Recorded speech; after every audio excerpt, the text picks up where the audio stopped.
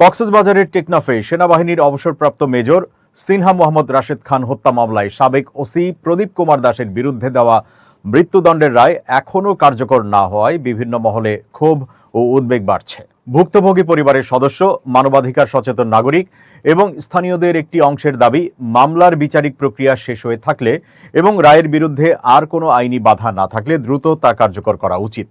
2020 সালের 31 জুলাই রাতে কক্সবাজারের টেকনাফ উপজেলার বাহারছড়া ইউনিয়নের শামলাপুর পুলিশ চেকপোস্টে সেনাবাহিনীর অবসরপ্রাপ্ত মেজর সিনহা মোহাম্মদ রাশেদ খান গুলিবিদ্ধ হয়ে নিহত হন। তিনি একটি ভ্রমণ ভিত্তিক তথ্যচিত্র নির্মাণের কাজে কক্সবাজারে অবস্থান করছিলেন। এ ঘটনা দেশ জুড়ে ব্যাপক আলোড়ন সৃষ্টি করে এবং আইন শৃঙ্খলা বাহিনীর ভূমিকা নিয়ে তীব্র আলোচনা শুরু হয়।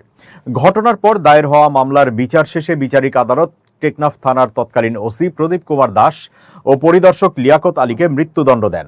পরবর্তীতে উচ্চ আদালত ওই রায় বহাল রাখেন। মামলাটি বাংলাদেশের বিচার ব্যবস্থায় বহুল আলোচিত একটি হত্যা মামলা হিসেবে বিবেচিত।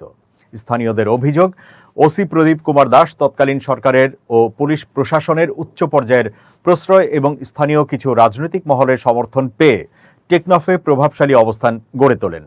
তাদের দাবি, মাদক বিরোধী অভিযানের নামে ধারাবাহিক কথিত ক্রসফায়ার এবং কঠোর অভিযানের কারণে এলাকায় দীর্ঘদিন ভীতিকর পরিস্থিতির সৃষ্টি হয়েছিল। এসব অভিযোগের বিষয়ে বিভিন্ন সময় সংশ্লিষ্টদের পক্ষ থেকে বিভিন্ন অবস্থানও তুলে ধরা হয়েছে। সংশ্লিষ্টরা বলেন, মেজর সিনহা হত্যা মামলাটি দেশের বহুল আলোচিত একটি মামলা। এই ঘটনায় বিচারিক আদালত সাবেক ওসি প্রদীপ কুমার দাসকে মৃত্যুদণ্ড দেন এবং পরে উচ্চ আদালতেও সেই রায় বহাল থাকে। তবে দীর্ঘ সময় অতিবাহিত হলেও রায় কার্যকর না হওয়ায় বিচার প্রত্যাশী মানুষের মধ্যে হতাশা সৃষ্টি হয়েছে। ভুক্তভোগীদের অভিযোগ, টেকনাফে দায়িত্ব পালনকালে ওসি প্রদীপের বিরুদ্ধে কথিত ক্রসফায়ারে বহু মানুষ হত্যা করার অভিযোগ দীর্ঘদিন ধরে আলোচিত ছিল। যদিও এসব অভিযোগের সবগুলো আদালতে প্রমাণিত হয়নি, তবুও বিষয়গুলো নিয়ে দীর্ঘদিন ধরে জনপরিসরে বিতর্ক রয়েছে।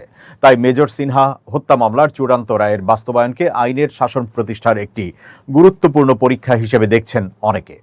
ভুক্তভোগী পরিবারের সদস্য ও সচেতন নাগরিকদের ভাষ্য, 2025 সালের জুনে নিম্ন আদালতের দেয়া মৃত্যুদণ্ডের রায় বহাল রেখেছে হাইকোর্ট। 1 বছর হয়ে গেলেও এখনো অদৃশ্য কারণে রায় কার্যকর হচ্ছে না। একটি বহুল আলোচিত মামলার রায় কার্যকর অযথা বিলম্ব হলে বিচার ব্যবস্থার প্রতি সাধারণ মানুষের আস্থার নেতিবাচক প্রভাব পড়তে পারে। কোনো ব্যক্তি বা গোষ্ঠী বা একটি দেশের কলকাঠিতে যদি রায় বাস্তবায়ন না করা হয়, সেটি হবে বাংলাদেশের স্বাধীন বিচার ব্যবস্থার উপর ভয়াবহ আক্রমণ। কেউ কেউ এমনও অভিযোগ করছেন, প্রতিবেশী ভারতের কোনো ক্ষমতাশালী ব্যক্তির নির্দেশেই ওসি প্রদীপের রায় কার্যকর করা হচ্ছে না।